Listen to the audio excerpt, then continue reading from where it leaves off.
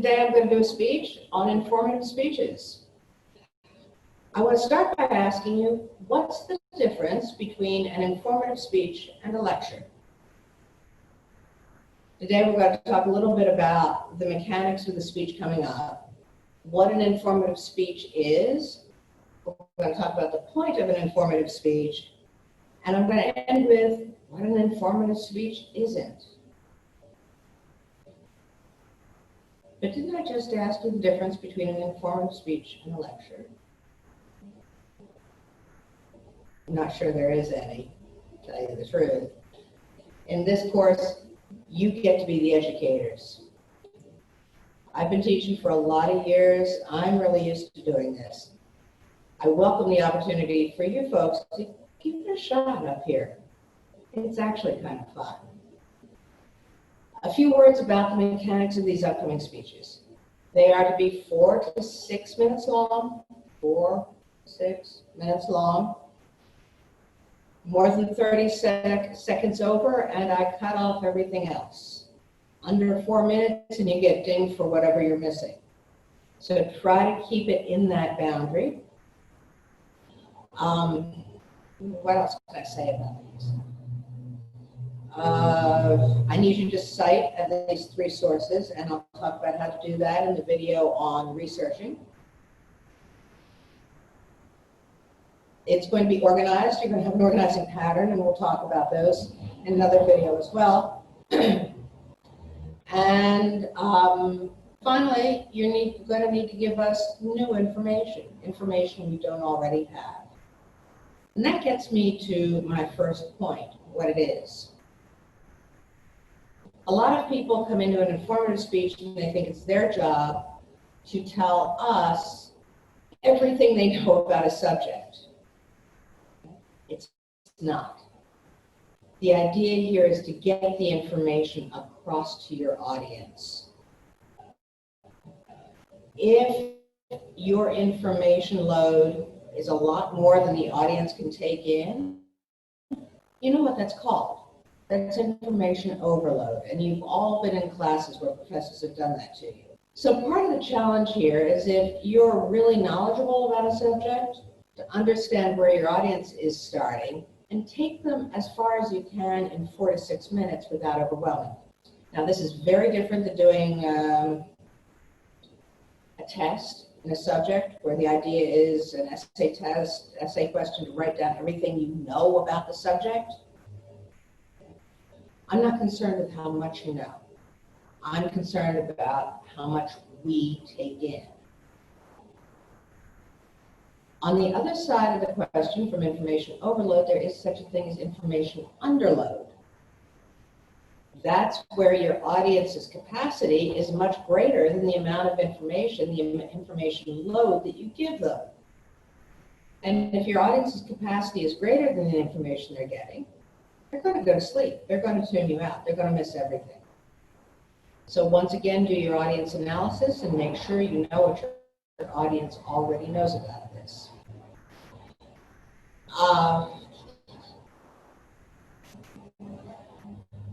Einstein once said, and I think it's an interesting quote, information is not knowledge.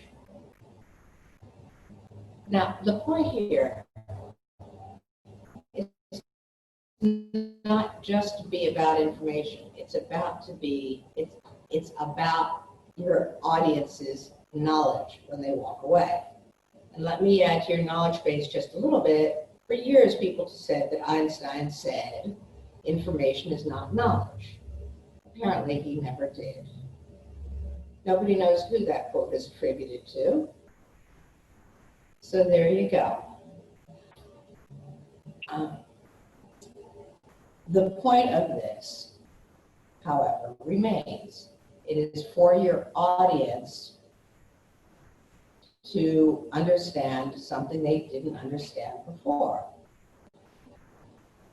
I also want to talk a little bit about, besides the point, I want to talk a little bit about what it isn't.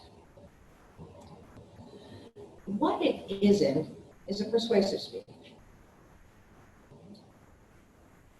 Now that sounds obvious, but it's not a clear-cut line. There's kind of a spectrum. I'm going to give you some tips for staying on the informative side of that spectrum so you don't fall into the persuasive side of it. But first, you need to know what persuasion is. Persuasion is attempting to change a person's beliefs, values, attitudes, or actions.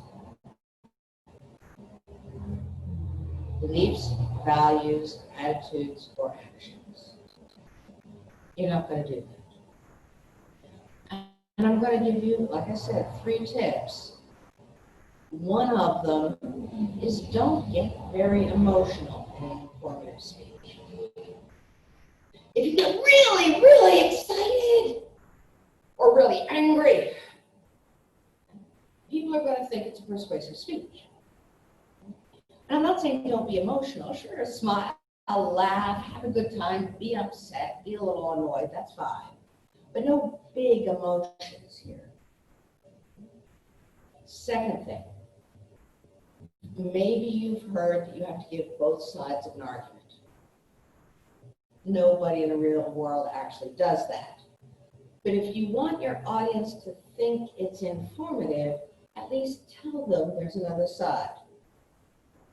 For instance,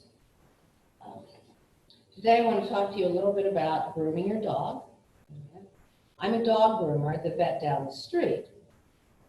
I'm pretty good. My customers seem to be happy with me. But let me be honest, there are other very good pet groomers there. They do it differently than I do. And their customers seem to like them too.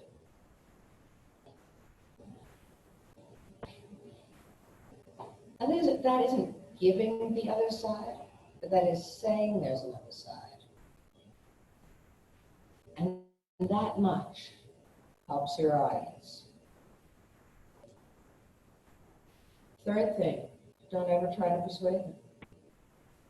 Remember I said persuasion is attempting to change a person's beliefs, values, attitudes, or actions. Don't ask us to change in an informative speech. Going back to that dog grooming speech. I've heard people do this in the ta-da sentence at the end of their speech. They'll try to persuade us and the whole thing flips. You wrap it up by saying, so today, I hope you learned how to brush your dog, bathe your dog, trim their toenails, and clean their ears. And please, please, make sure you groom your dog once a week at least. Your dog will be so much happier. Okay. Now, please, please do it once a week. You just ask your audience to do something. That's persuasion. So you want to stay away from that. Don't do that. Don't get emotional. Tell us there's another side. And don't get persuasive. But you're thinking to yourself, oh, it's perfectly clear to me the difference between an informative and persuasive speech. Is it?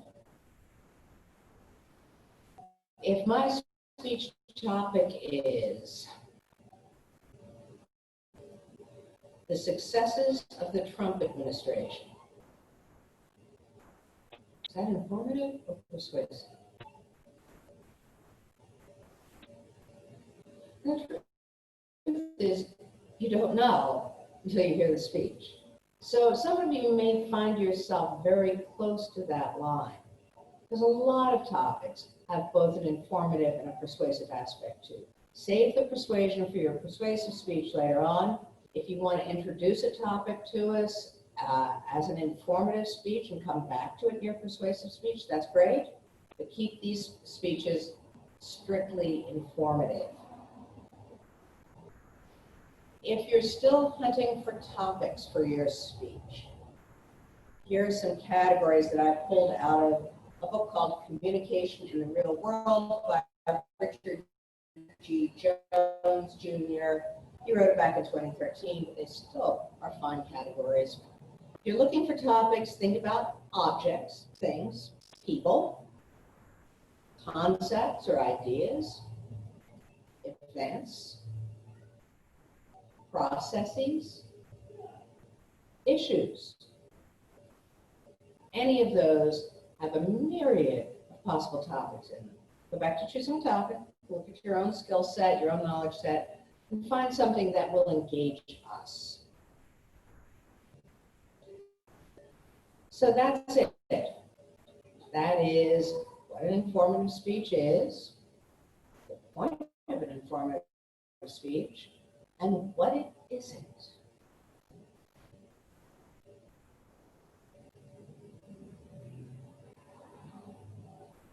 An informative speech is important as